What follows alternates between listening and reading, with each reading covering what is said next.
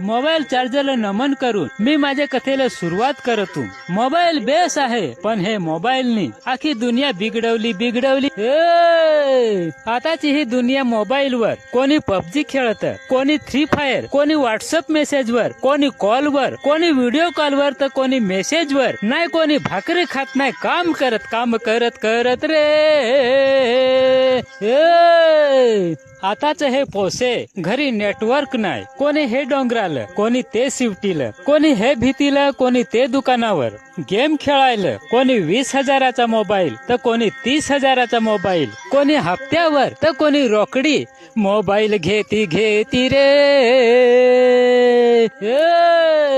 बारीकले पोशांना ice बासनी मोबाईलची सवय लावले. पोसे भाकरी नाही खात तर मोबाईल देतील, निजेत नाही तर मोबाईल देतील, एखादा रडला तरी मोबाईल देतील. ही मोबाईलची सवय पोशांना लावली. ज्या पोशा साळण जाते मोबाईल घेऊन जाते.